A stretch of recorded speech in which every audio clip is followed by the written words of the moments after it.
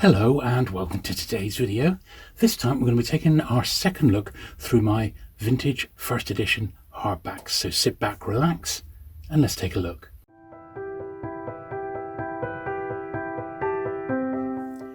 Okay then, so we're picking up literally where we left off last time, which is with C.S. Forester and his fantastic Hornblower books. Now this is Flying Colours. This is the third book in the series. And when this was first published, they also released it with A Ship of the Line, so the one before it. It's just how it came out, and that was the very first edition of Flying Colours. Now this dust wrapper is another one of those facsimile ones, so it's clearly marked as a facsimile down the bottom. The first three Hornblowers are very, very expensive to find in their original dust wrappers. In fact, even this book on its own was tough to find, just as it was. So, but I didn't want to not have them. So I have, as I said, I have got the set of these. That's quite dusty, and we'll give them a brush as we go along. I'll just do the top edges with my toothbrush first of all. The boards on this, they don't seem too bad in all honesty. They are all right, I think. So a few little stains and what have you, but nothing too bad.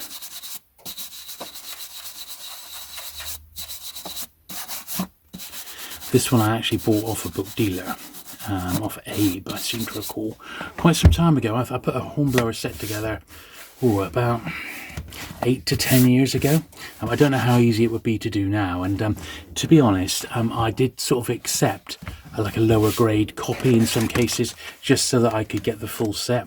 And on reflection, I should have been a little bit more picky with my choices, but you know how it is when you get the bug. You just want to finish it, don't you? There we are. Lovely stuff. Very, very plain sort of wrapper, that one. It's very generic. Almost looks like a Penguin Crime, doesn't it? But there you go. So that was Flying Colours. Just slip that one over there. And we'll just do these books as we go along. I've pulled out another 2 boxes of early first edition hardbacks for us to check today, and we will complete the Hornblower selection. We've got some Flashman books and also Anthony Powell's Dance to the Music of Time, as well as a few bits and pieces in between. So this is the next one, which is the Commodore. Now this one is in its original dust wrapper, hence its slightly worn state, but not as bad as some. But these are tough little wrappers. My suspicion, although I don't know for sure, is that the spine, which appears yellow, I suspect that was as orange as the front jacket, and it's just faded. I am pretty sure that's probably the case. But there we are. There's nothing we can do with that wrapper, but we can attack the dust on the top here. So it seems to be at the top and tail of the spine, which is the worst, and then the rest of it we can just hit with the bigger brush, the shoe brush. I think I said last time, the Hornblower books are so entertaining. I really can't recommend them enough. Gene Roddenberry was a big fan of them, and you see this in early Star Trek, the original series, elements of Hornblower.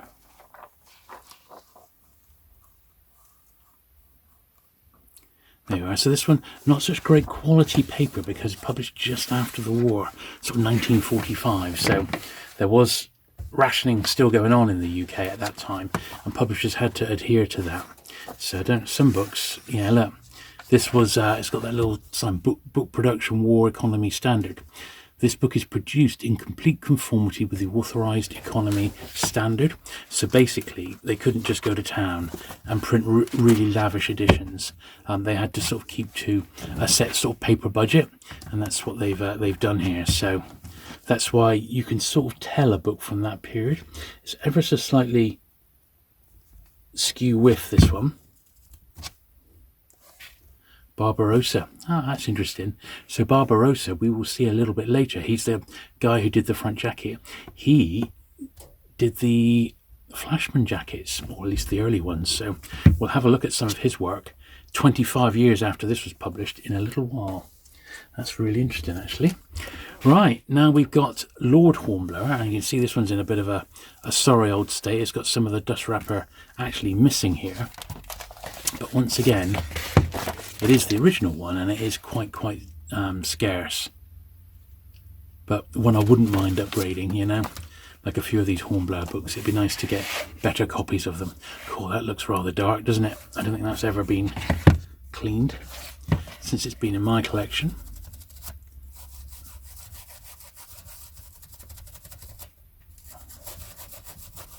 Yeah, very dusty. Said I've had these longer than I've been doing cleaning videos, shall we say. I reckon I must have had some of these for at least 10 years, maybe more. I can't really remember when I tried to put the set together. And there's like a Hornblower companion, which sort of tail ends the series. It was done by Forster himself, so I ought to get it. And then there's a biography, like a fictional biography of a Hornblower by C. Northcote Parkinson, which I also haven't got. There's a couple of bits I haven't got in Hornblower, but I have got them all in, I believe, in paperback first. Well, it certainly looks better.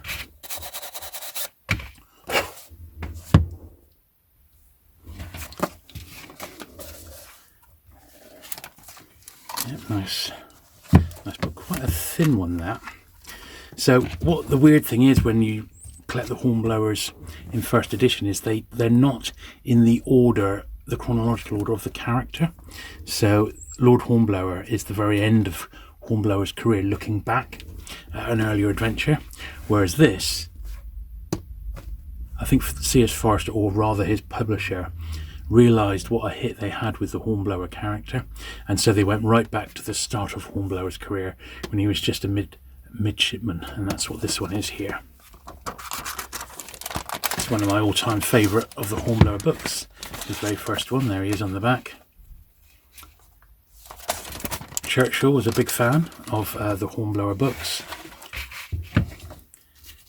In Churchill's Second World War biography, he recalls coming back from, I think it was a trip from America.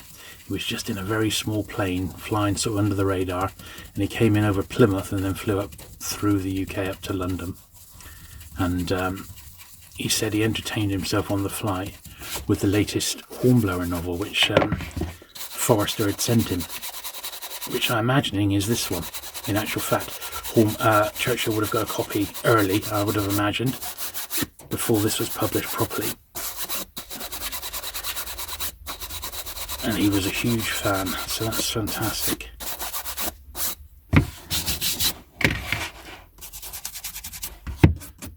Little marks on the boards here, which actually are coming up with the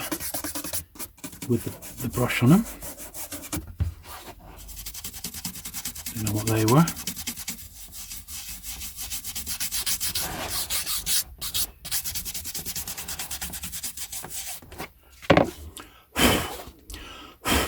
You see there's like spotting and that. There's not a great deal I can do about that at this stage of the game. I mean, I'm sure with patience you could pull together a really high grade set of the Hornblowers without spending an absolute fortune. I don't think any of them are big money, and these ones here, these next three, I think are all quite common, and you wouldn't pay more than about £20 to £30 even for a nice one. So mine are here. They're a copy. A copy is a copy, but I think there are better ones to be had, shall we say. Here's the next one where he's been promoted to lieutenant. Very plain covers here by Bureau.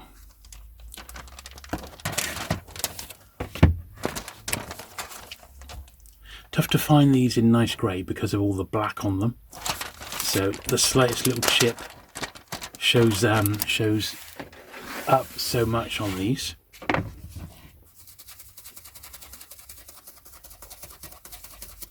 It's again a very entertaining book, Lieutenant Hornblower.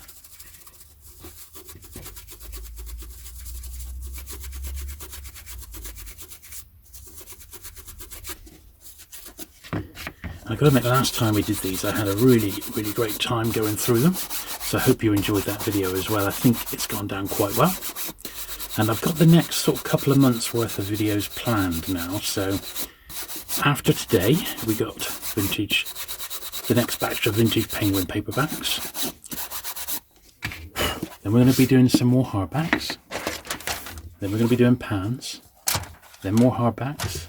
Then some more penguins.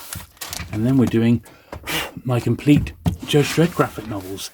And that will take us pretty much to the end of September 2023. So that's just a little look ahead of what we've got coming. Hornblower and the Atropos. Another bureau cover.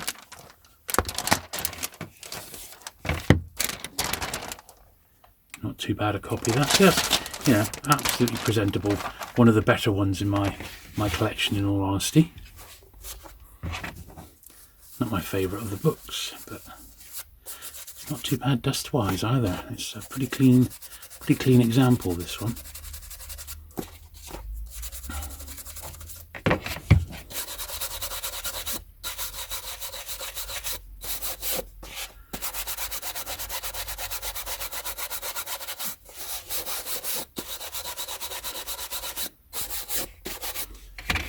That's fine. No markings on the boards at all.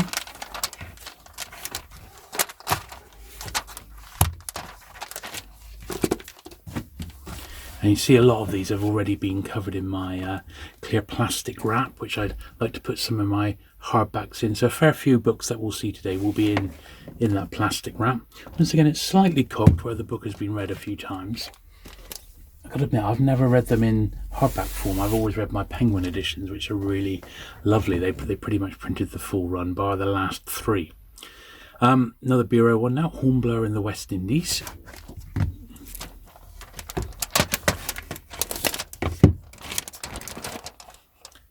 There we are.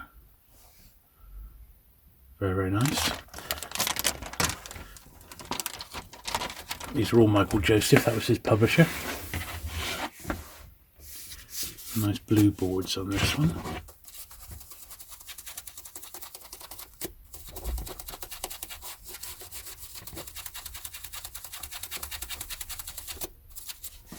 So do the top and bottom of the spine again, and then the rub. No polishing today, I'm afraid.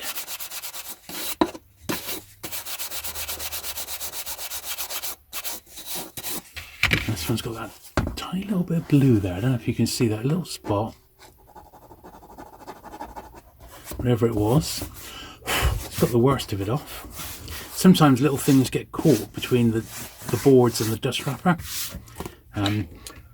Over the book's lifetime, you know, little bits of dust can fly in as the book is being read.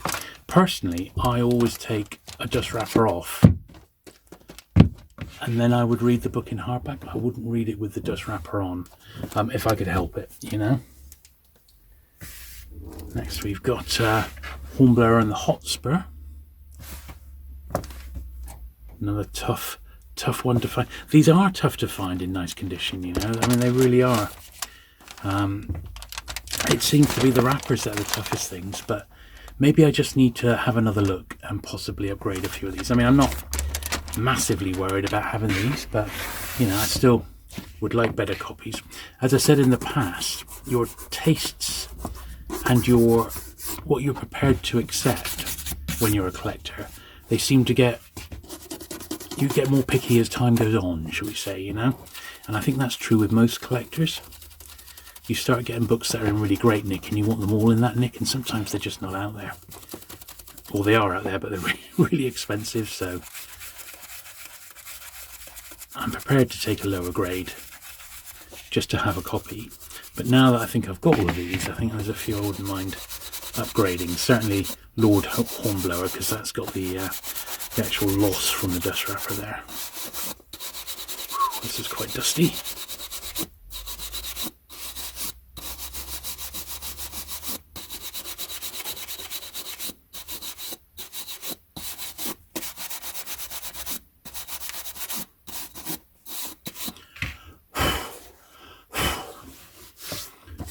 There we are.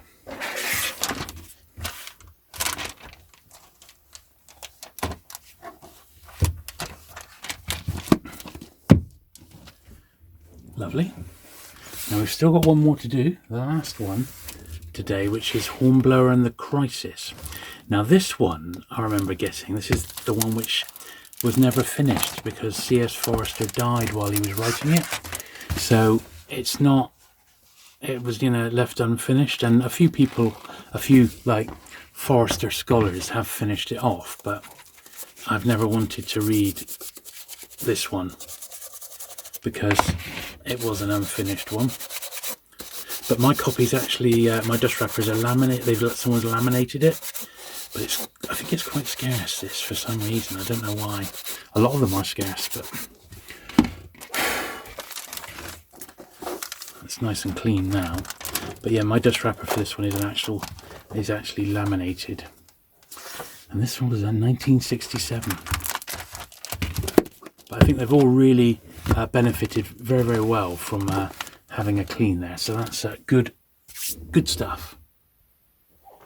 Right, next is a book that I was given by my friend Steve, the Outlaw bookseller, and it's this Christopher Fowler here, The Book of Forgotten Authors. Christopher Fowler ever so sadly died. I think it was earlier this year. I never got to meet him, but I did read a couple of his books back in the day. This, Steve said, is an absolutely fantastic tome. There was actually signed to Steve, never to be forgotten.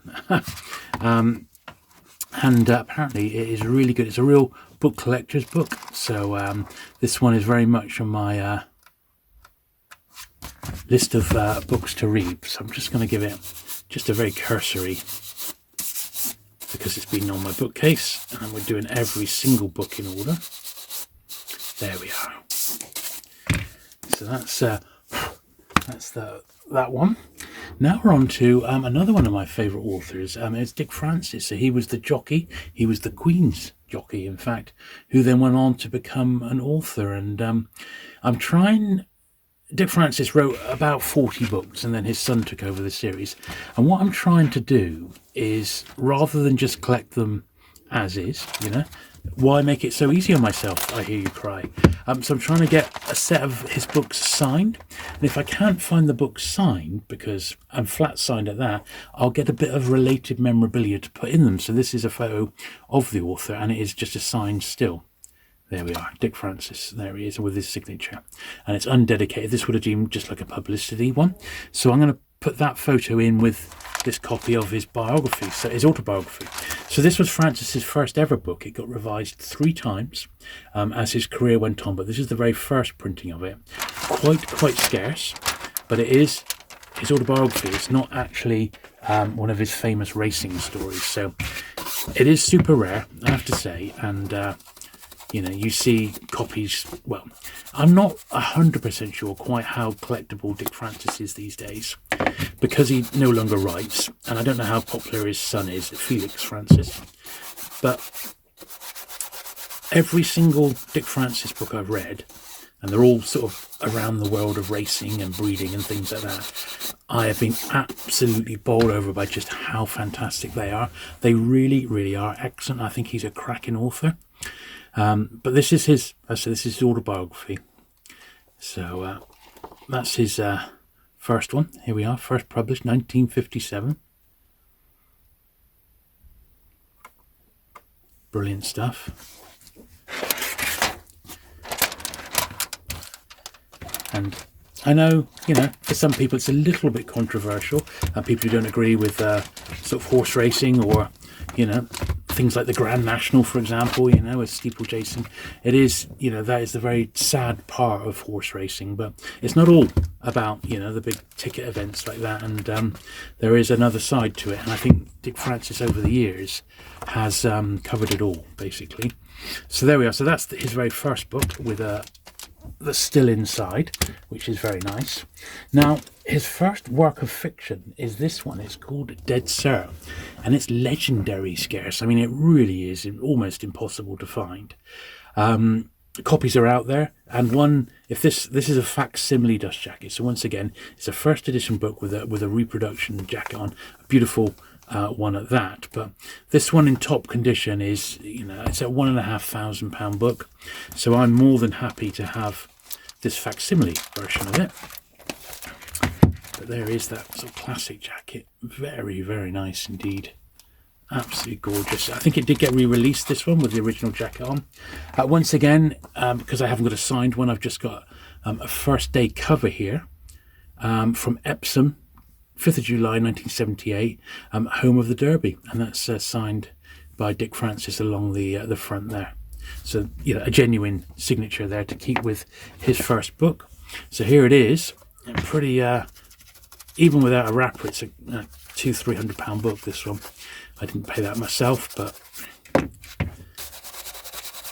the facsimile wrapper cost about £15, I believe. I get it from a company in San Francisco.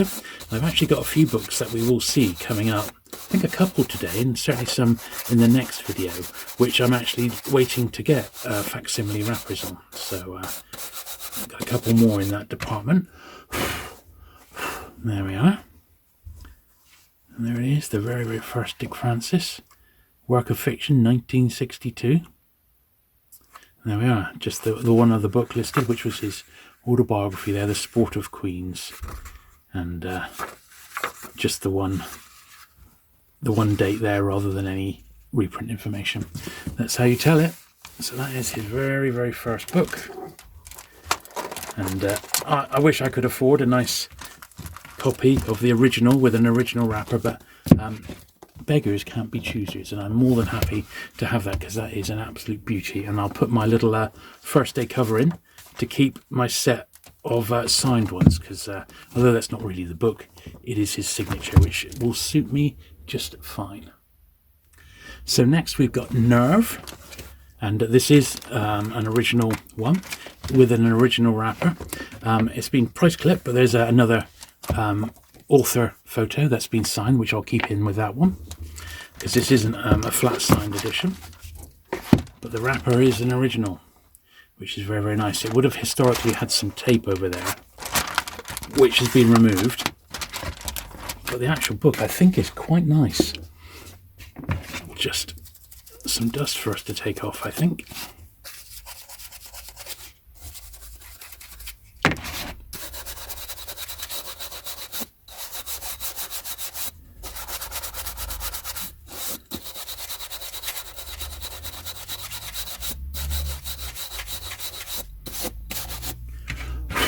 There we are.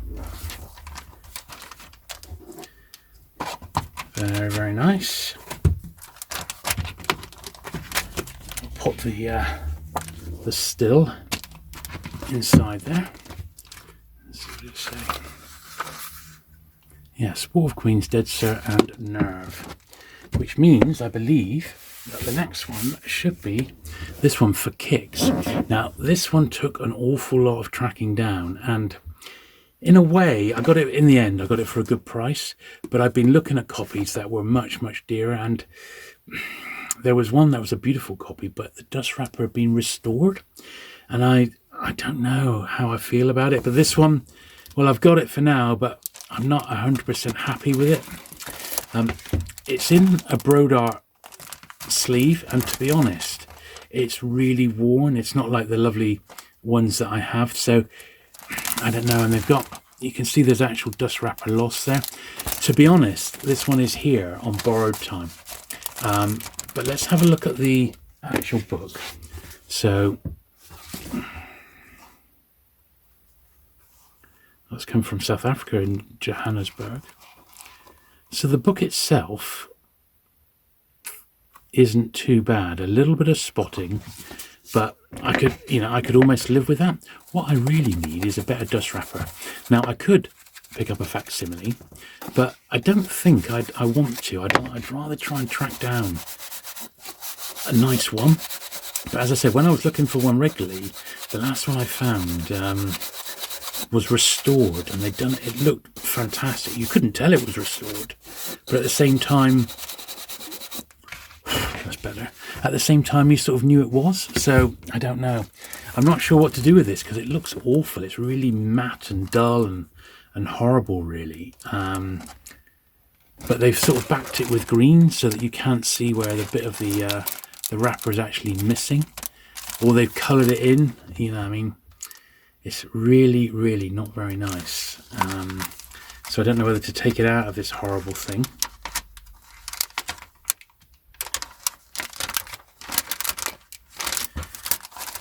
I think I'm just going to leave it in there for now, and I am going to make a note that I need a better copy of that, because it's not great.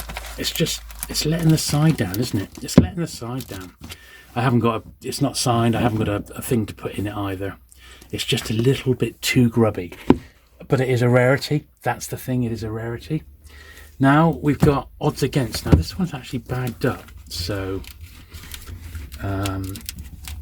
I suspect it's absolutely fine. I've probably already given this a really good clean before I bagged it, and I don't think I'm going to take it out of the bag. I just don't think it needs it. You know, it's going to be absolutely fine as is. This one's flat signed, so I got this one and the next one at the same time. So I got this one as well, Flying Finish, and it was off the same seller, and he had a run of what was known as flat signed ones. So these were both from the same guy, and they're both flat signed. So yeah, for kicks, odds against, which is that one, and then this is Flying Finish. So this one I've actually got in one of my nice sleeves, you know, and it's about as good as you can expect to get this one. So I'm pleased with this copy, that's for certain. And it was a guy who was selling a full run of Dick Francis, and at the time these were the next two for me to get, because what I've also been trying to do is get them in order. But looking at that for kicks now, I'm really actually quite disappointed with it compared to some of the other ones, so it's going to go. When I edit this video, I'm going to make a note to keep an eye out for a better copy of For Kits. I know the book I've got is okay, but I need one with a nice wrapper at least.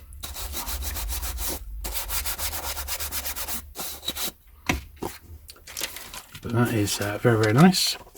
So Dick Francis himself would holiday in the southwest every year.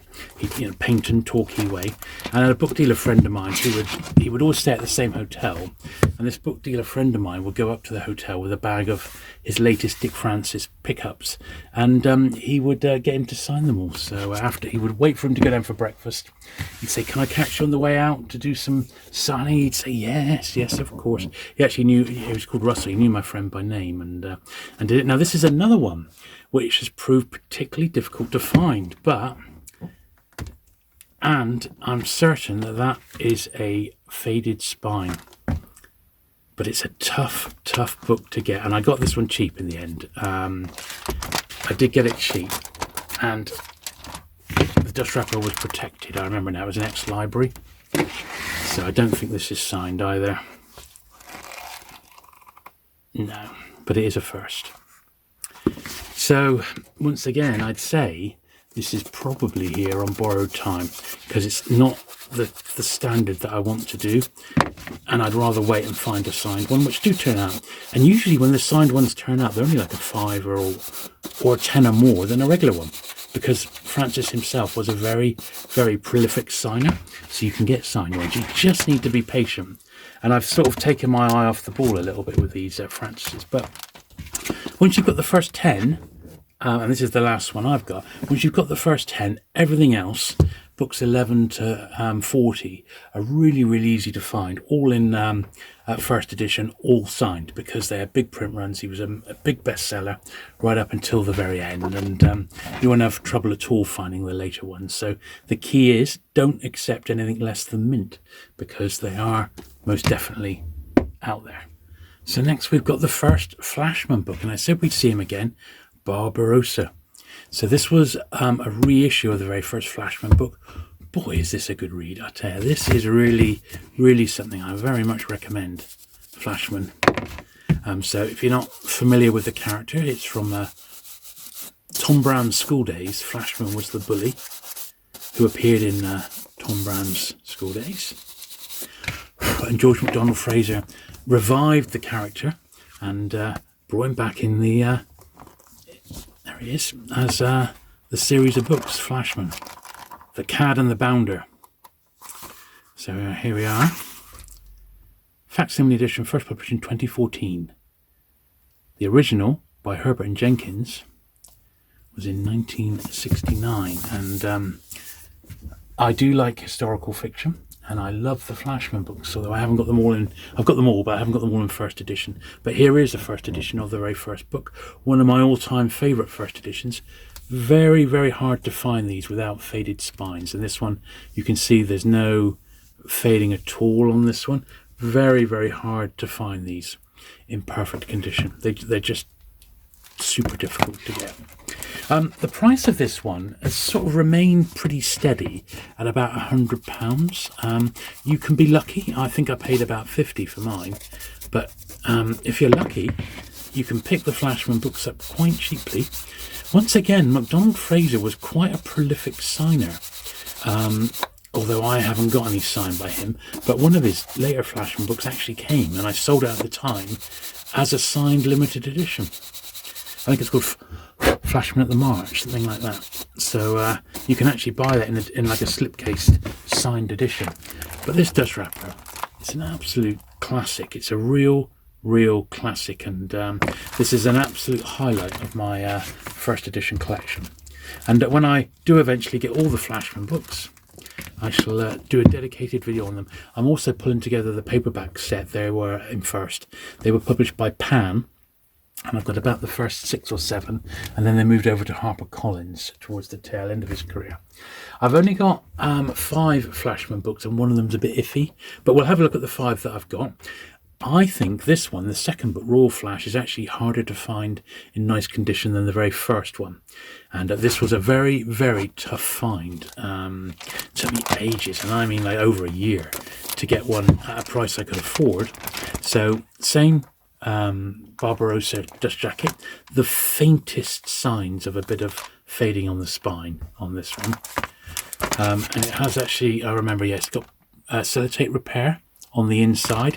So unfortunately, you know, it's one which I wasn't massively pleased with when it arrived, but I did complain to the book dealer I bought it off, and he gave me some money back.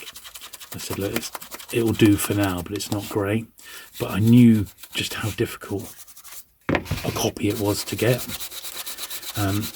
One thing that might surprise you is, well, as the books being historically accurate, they are absolutely full of smut and sex, so be warned if you're just not expecting that. They are quite smutty, but hilarious as well. So they recommend, and great historical reads. I mean, they really are really great reads, and you know, they're almost as good as thrillers, you know, with the pace of the actual story. So they are great. But this is a tough book to find, and particularly tough in first hardback edition. Now we got this one. So the rest of them are much easier. I think the next 3 are probably, you know, £25 to £30 for a really nice one, and then the last few are, you know, like 10 to 15, if that. This is Flash for Freedom, book 3. Very nice dust wrapper on that one again. Very, very nice indeed. Barbarossa, a little bit of tanning on the inside. I would have loved to have met George MacDonald Fraser. I bet he would have been quite a character. I really do. I've seen some interviews with him, and he seems fantastic. And my friend over in the States, also on YouTube, Gary Levisi, actually had some correspondence with him, because I think Gary wrote a Sherlock Holmes story, which was Sherlock Holmes, Flashman, and somebody else. 3 sort of fictional characters meeting up, and I think he asked MacDonald Fraser's permission to use the character, which he got. So there you go. 1971.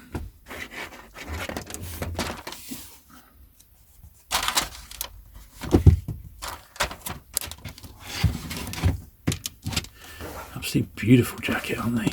Really, really great. They don't make them like this anymore, I think we could safely say. Right. Oh. So this is the one which is a little bit on the duff side. So look at the dirt along the top there. But on the face of it, Flashman at the charge, it looks a nice clean wrapper. So you never know, we might be able to salvage it. But let's look at the wrapper first for book number 4. So this is a bonus, because you've got, you know, it's a full wraparound jacket, you know, on this particular one. Cavalry action at Balaclava. The Light Brigade destroyed. Colonel Flashman lost. Wow.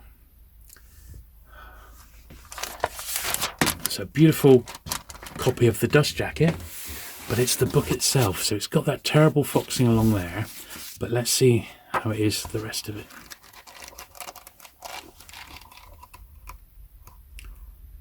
(1973). That's literally the only bad area, so I wonder if it can be, if we can save it. Maybe it's worth getting the old rubber on it. Give it a good brush first of all.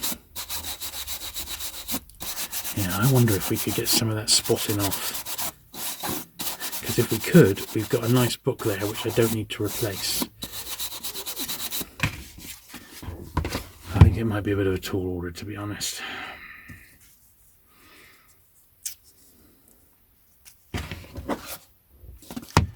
Just looks, don't think this is going to do much to it, but we'll give it a try. Got a little bit on the edge first of all.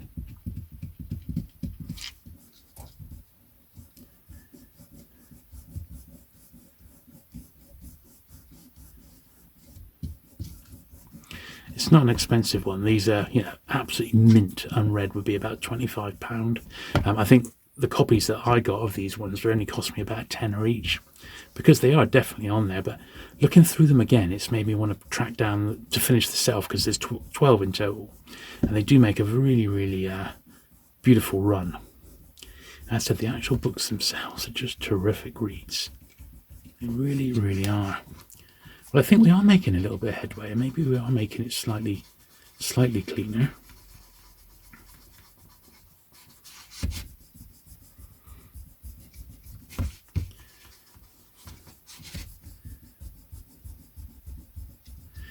Yeah, sadly, it's not the way I've stored it, unfortunately. It's just the way historically it has been stored, you know.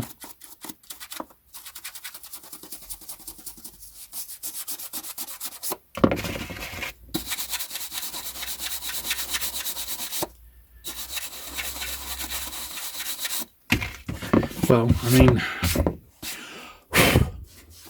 I suppose it's slightly lightened it, but it hasn't really improved it compared to the other ages. I mean, that's what we want it looking like, and it's not. It's like that. So it's definitely, whoever had this originally, some moisture has got in on the top, and it's caused that sort of detraction. It's a shame, because the wrapper was so nice, but I suspect we'll be able to find a copy. I mean, you wouldn't have to pay much to get a nice copy without a wrapper, so maybe I'll just do that. But because the wrapper itself is a cracker. Good stuff. Right, let's just get rid of the rest of this. Bits of rubber now everywhere. The last Flashman I've got is Flashman and the Mountain of Light, and I believe this is number 5. I think it may even be a slightly later one. Actually, it is. So Flashman, Raw Flash, Flashman at the Charge. So it was Great Game, Ladies, Redskin, Flashman and the Dragon. So this is actually quite near the end. This is about number 9, I think. And that has got a spine crease. Once again, this was very, very cheap. I seem to recall it was like a £5 or something. I thought, well, I might as well get that one while I see it. But it's only when you get them out and you really give them the once over that you realise that some of the books aren't quite as nice as you would have liked, but it's okay. They're just great books in hardback. This is 1990, yes, so it's quite near the end. This is book 1, 2, 3, 4, 5, 6, 7, 8. This is book 9. And that's the most up-to-date Flashman I've got. As I said, I think there's 12 in total. So quite a desirable set to put together, I think. And if you like that sort of thing, I think you'll really, really love collecting those. Once again, a beautiful wraparound dust wrapper by Barbarossa there. Very, very nice indeed. Right, so that's all the Flashmans. Next we've got Robert Graves. So these are in a poor old state, unfortunately, but they are rare. And unfortunately, the facsimile Dust Wrapper Company over in San Francisco don't have the British facsimile wrappers for Claudius and Claudius the God, which is what this is.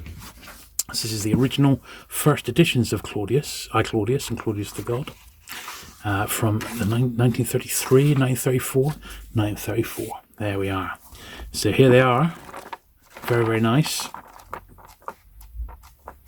91 years old now, these. All complete with maps as well.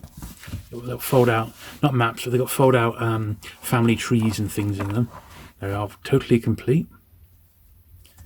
So I shall give this a delicate clean, but unfortunately the boards got infected with, damp or mould over the years. Not when I had them, of course, but historically, and have caused them to be in a bit of a sorry state, as you can see. I did even have them treated by a book repairer locally, but it didn't keep. They actually restained the boards black, but it didn't keep, which is a shame. It didn't cost me a lot or anything, but unfortunately, I think he tried to re-dye them or something, but the horrible foxing and mildew came through. But even so, it's still the original of an absolute classic book. And here's the second one. Once again, Claudius the God. Bit of a tired old copy, but it is what it is, isn't it?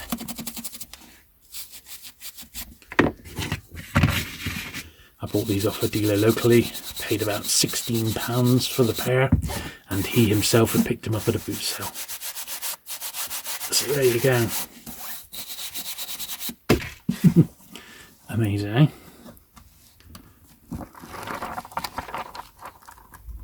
Lovely, 1934. There we are. It's got the fold-out family tree in it there as well, which obviously needs to be complete. Robert Graves, great author, and that was one of his highlights, that's for certain. Next one is something a little more recent. Macmillan have started publishing these miniature classics, and I picked this one up, Orwell in England. But when I started to read it, it's just so small. The text is tiny, a bit too diddy for me. So I didn't buy any more.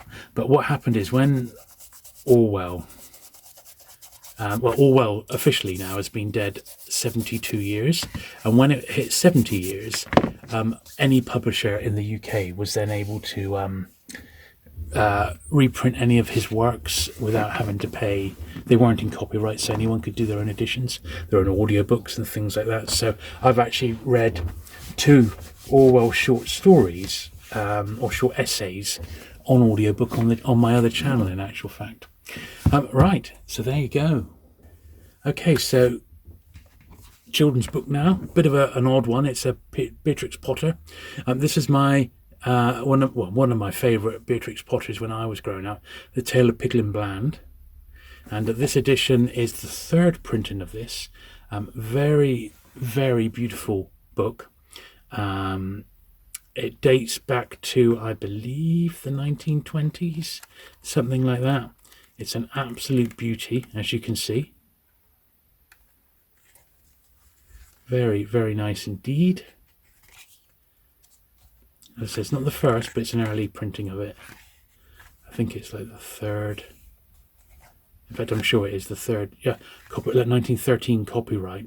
I don't think it's from that era. I think it's a little bit later. It's 1920s, I think. But gorgeous, eh? Very, very nice indeed. I don't think it's too bad, this. I just need to get it. I do love the Beatrix Potter books. I'm not a massive children's book collector, except my Puffing collection. But if I did collect children's books, Beatrix Potter would be on the list. And apart from the obvious ones, like The Tale of Peter Rabbit, they are actually all out there. You just have to be patient, and the books turn up. And if you've got deep pockets, you could go out and buy them all. They're all out there. And we end off with a little run, half the run of A Dance to the Music of Time by Anthony Powell. Now these are a brilliant series of books. There's 12 in the set. I've got them all. I've got them all in first edition. This is the first edition of the first book. However, it's in a reprint dust wrapper. It's got a later dust wrapper, but it is still the original first edition book. Highly sought after book in this series. I got mine off ABE for like £20, something like that. This particular book goes for 4 figures. Even without a wrapper, it's a few £100. So I was very lucky. I had a saved search and I just was there at the right time. They've never been cleaned, My Dance to the Music of Time, ever. So I'm going to do that now. But they are all in dust wrappers. Dust wrapper protection, I should say.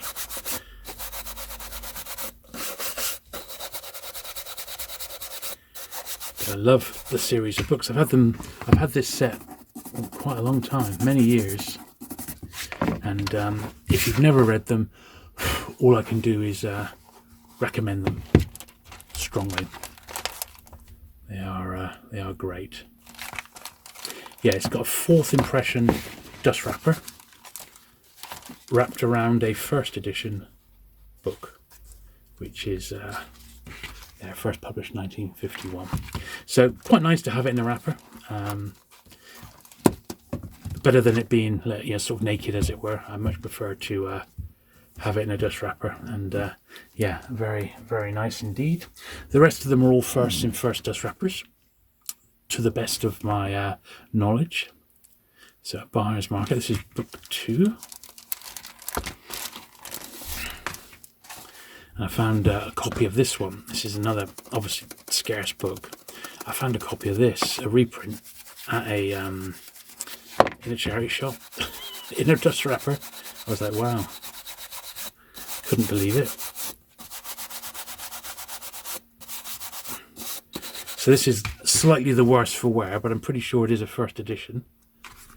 Yeah, 52. Probably a bit easier to find than the first book, I would imagine. But yeah, great series. These Penguin, a much cheaper option, of course, would be to collect the Penguin paperback first editions, but Penguin only did the first 9, and then the last 3 are published by Fontana, because I think somehow Powell himself must have fallen out with Penguin. I honestly don't know what happened, but something did. So that was that. Here we are, the Acceptance World. Slightly better condition, but very dusty still. Look at the dust coming off that. Wow.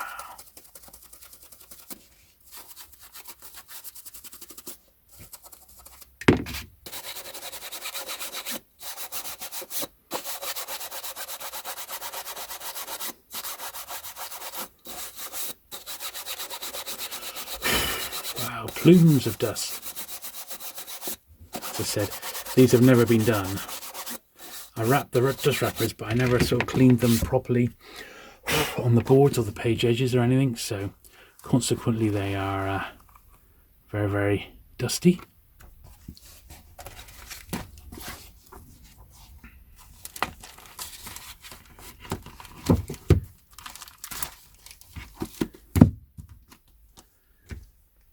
Lovely. Lady Molly's. Unfortunately, the pink spine has faded on this. It should be as bright as that. I think it's probably a very common problem with this one.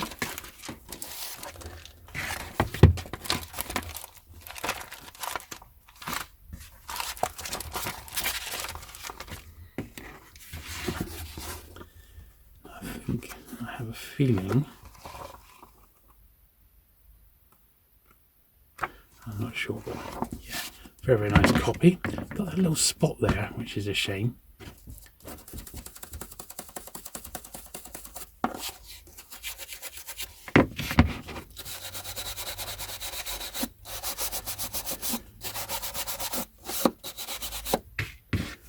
Yeah, I'm tempted with that spot to get the sandpaper on it, to be honest, but I see It was actually a burn because someone's dropped a fag end on that. A cigarette butt has gone on that because it's actually burnt the top edges of the paper as well.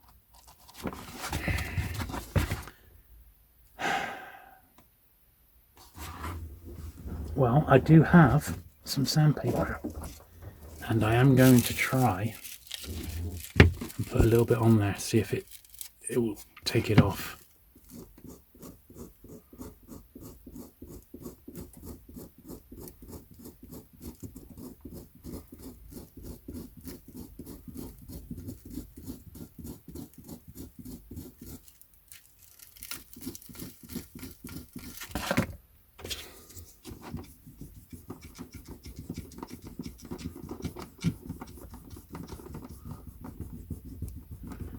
It's definitely better than what it was, but it hasn't really. I think it's just too finely inground. You know, you can see where I've rubbed it there. I think it's just too finely inground.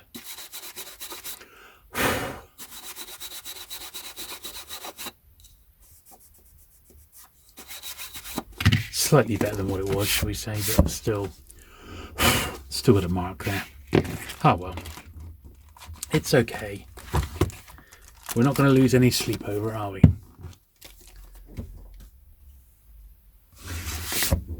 Okay, this one is one of my favourites. Casanova's Chinese Restaurant. Really, really nice jacket, that, with the Chinese lantern on there. Good stuff. And the rest of my run of these, they all came from this original owner here, this guy here, Barry Hollingsworth, Manchester. Don't know who he was, never looked him up. But the rest of mine, he was buying the series new as they were being published. So mine all came from that same guy. You can see this is spine faded. That should be red. So not without its faults, unfortunately.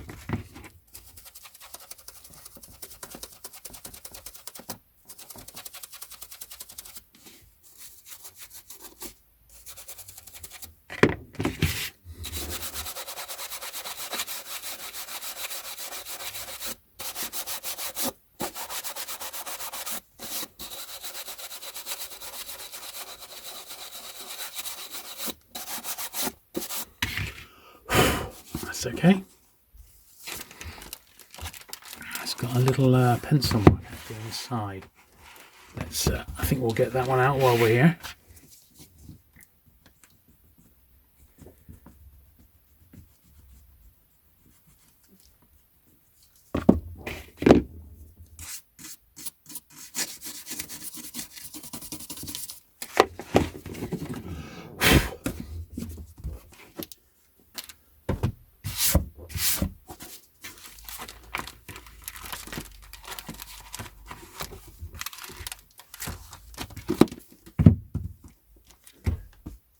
Good stuff. Right, the kindly ones.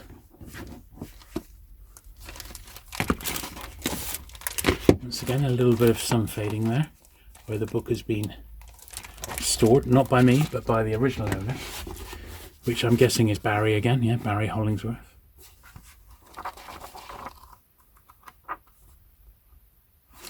And once again, it's got a tiny little mark on the inside.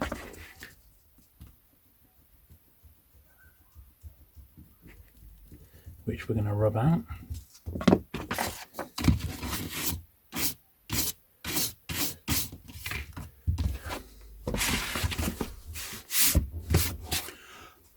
Right.